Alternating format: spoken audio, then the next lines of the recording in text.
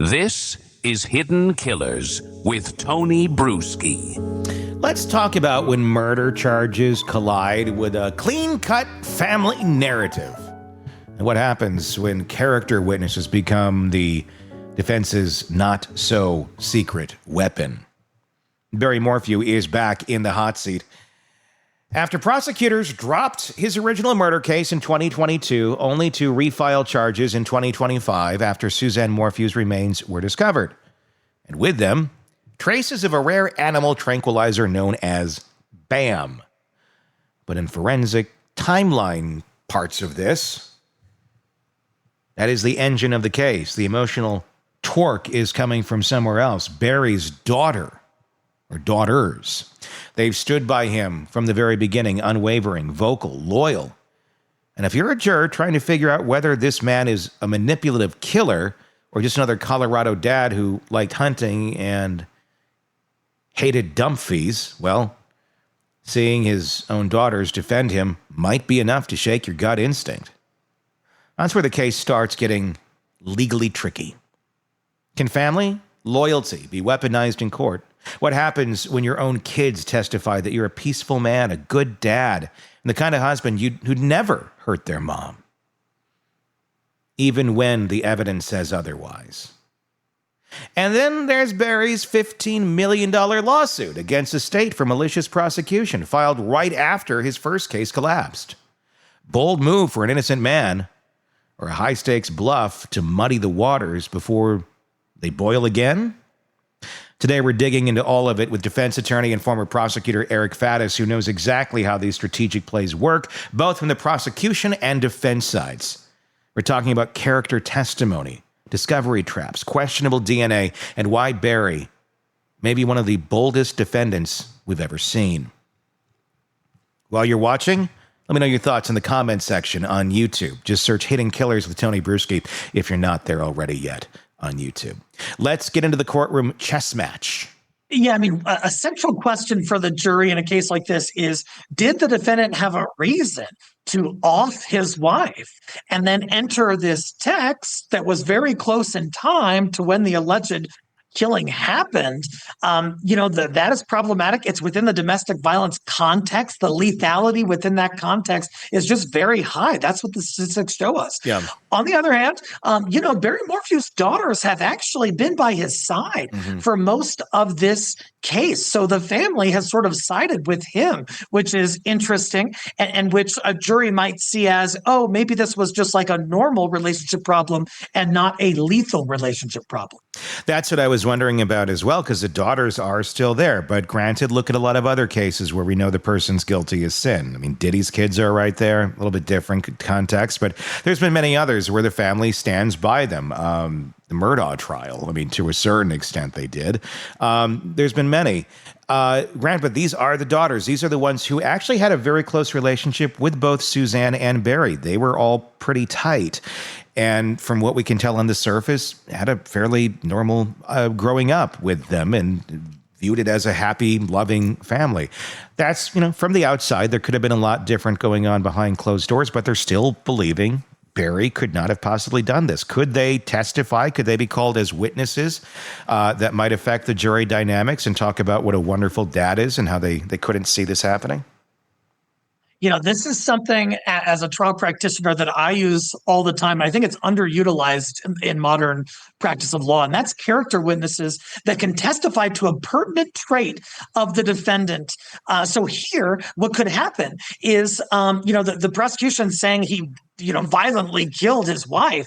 Well, he could call his daughters as witnesses to testify as to his trait for peacefulness. And perhaps they would get up there and say, hey, my dad is completely peaceful. I have never seen him hurt my mother. He has always, worked things out as a father and a husband, should arguably or whatever. And I think that could go a long way, because if the own family, who are really the victims in this case, don't believe their dad did it, can a jury really be convinced of? Yeah, I mean, that's a big question there, and they could be very convincing. I've only seen video that they did an interview, I think, a while back, and they seemed pretty convinced that their dad didn't do it. I mean, Chad Daybell's kids also don't think he did it, but it is what it is. Barry filed a $15 million lawsuit for malicious prosecution after the first charges were dropped. Who does that if you're guilty? I mean, obviously, it was all thrown out, without prejudice, meaning it could come back, and it certainly has come back. But who's going to open that door of discovery and everything else that could be brought out in a civil case? That could be far more damning of what could come out in a criminal case. Well, was he just really calling their bluff and seeing like, see, look, I'm not that guy because I'd be crazy if I filed this? Or did he know that it was going to get thrown out? What's your thoughts on that move? If he didn't do it, then he absolutely should bring this for the terror that has been inflicted upon his life wrongfully. If he did do it, what a ballsy move! How audacious to like you said, open the door to really an expanded scope of discovery and evidence. Because on the civil side, you can talk about and get information about a lot of stuff you can't do on the criminal side, and so that's crazy. The one final note is that why we're back here on for a second indictment, a second trial? Is it because the government said, "Oh gosh, we can't pay $15 million; we'll go bankrupt"? So instead, we've got to go back on our horse and come after this guy again and win. I'm thinking of the Making of a Murderer, Dassey and what's his name in Wisconsin, Manitowoc. That sort of a thing where, we got to pay. And he won the judgment. And then, we found more evidence to put you away. We've seen that story before. Suzanne's bones were found 45 miles away. Obviously, he went dark on his cell phone for like 8 hours, which, 45 miles takes about 45 minutes. So you got 2 hours to and from, basically. Does that make it harder to link Barry directly, or do you think that just gives more evidence to support the strangeness of his phone going dark for all that time? I think it's a complicating factor for the prosecution. There are a lot of moving pieces here, and where the body was found, the fact that the body had really degraded, those things are problematic. That there was this what appears to be kind of a staging of the bicycle and a helmet at a different location, and it's all very peculiar. But the thing is, the government's it's their job to connect the dots, to bring all of this together. And when you have a bunch of disparate parts of a case, it makes it harder. It is. And I don't know that this one, I mean, me personally, when I look at this, do I think he likely did it? Yes. But is there, I feel like there's a lot of room for reasonable doubt here. Or that one could interpret as reasonable doubt. It's not quite there's snow on the ground, how did it get there type moment as the next day. It's like, well, there's a snow cone machine exploded, or somebody got a ski lift thing and they're just shooting it in the neighborhood. Possible? Yeah, not likely. I don't know. With this, I mean, you also got the DNA, the unidentified male DNA on her glove box and on her helmet. On paper, it sounds kind of weird, but it wasn't a complete match. So they said there were several people in the CODIS system who it potentially partially matched to. Okay, well, it's a partial match. Every single human being out there, you'd probably have far more matches if this is just a partial match. So I don't have a lot of weight on that one going, well, it was, connected to a predator.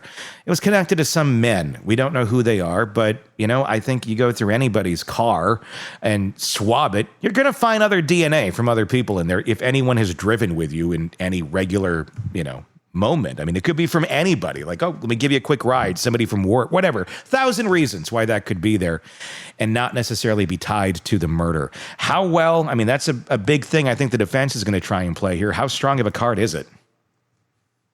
Certainly the defense is going to style it as these are alternative suspects whom the government can't identify, whom it doesn't appear that they have investigated thoroughly, and they're just sort of going with blinders on, must have been Barry. That's how defense is going to style it. But yeah, like you said, DNA is everywhere. And, if you've had your car valeted or you've had friends in it, or, you've taken it to get serviced or something. True. All of those things could be sources of this DNA. Yeah. I mean, valet, service, all that. You don't know. I mean, I wouldn't, a lot of times I had the car valeted and stuff. I wouldn't be surprised if they did a swab and like somebody that is a valet, maybe on a list somewhere. Wouldn't be a shocking thing. Doesn't mean I'm anywhere complicit with anything they're doing. But, you live life and you forget about some of those times too that people would have access there. So again, at the end of the day here, does the state have enough to convict Barry Morphew on their second attempt? What do you think? I think it's questionable. And I would note that the state actually had the BAM evidence months, if not more than a year ago. They just chose now to bring the charges after this $15 million civil suit was filed against them. And so if they had the goods then, why didn't they bring it then? Now they have the body too, but it's all rather circumstantial. So I think there's a real question mark on this one. So now that we've laid out the second round of the Barry Morphew saga, what's the real takeaway? It's a good question, isn't it? You got a body found 45 miles away. You got a phone and vehicle GPS that conveniently go dark right after Suzanne's final text. You've got multiple dumpster drops, bleach smells, and that lingering cloud of tranquilizer residue in her bones. But none of it is a smoking gun. That's where the prosecution's walking a tightrope with no net. Eric Faddis put it clearly, the jury will be weighing a pile of weird circumstances, not a clean confession or a crystal clear forensic match. Barry's defense will lean hard into that uncertainty, especially with his daughters potentially testifying to his peaceful nature. And that might play really well into a courtroom full of rural Coloradans who know more about hunting chipmunks than criminal procedure. And let's not overlook the elephant in the courtroom, Barry's $15 million civil suit. That move alone tells us something. Either he's so confident in his innocence that he's inviting scrutiny, or he's betting that the risk of discovery is worth the narrative it buys him. Either way, it's not the act of a man that seems to be trying to fly under the radar. And there's the DNA wildcard, the partial, inconclusive trace found on Suzanne's belongings. The defense is going to dangle that like a bloody shirt, waving a specter of someone else, without ever having to name them. But as Eric said, partial DNA hits are a little background noise in a car that's been through daily life. They don't shout reasonable doubt unless the rest of the evidence is whispering. So the question remains, is this enough for a conviction, or are we looking at a second collapse, one dressed up with better forensics, but still built on shaky ground? The jury's got a tough job ahead. We'll be here watching every move. Let us know what you think about where this case is standing. Now that the new charges have been brought, we see what is there in evidence, at least thus far. Where do you think it leads? What do you think happened in the reality world, in real world? And what do you think will happen once it reaches a courtroom? Will reality match up to what a jury ends up believing? Or is there enough room for reasonable doubt in this case? Tell me in the comments section on YouTube. Hit subscribe there as well. If you're on the podcast platforms, hit subscribe there. But please do check out Hidden Killers with Tony Bruschi on YouTube. And there on YouTube, you can even now subscribe, become a premium member, and get access to our videos before everybody else. You get them literally as we make them. So as I load it and it goes up, you get it. No waiting a day or weeks or whatever.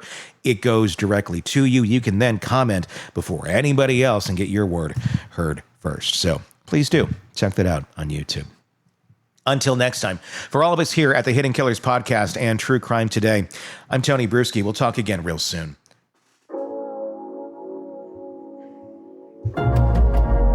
Craving non-stop true crime updates? Press subscribe now and get the latest cases, analysis, and expert commentary delivered straight to your feed. Only from the Hidden Killers podcast and True Crime Today.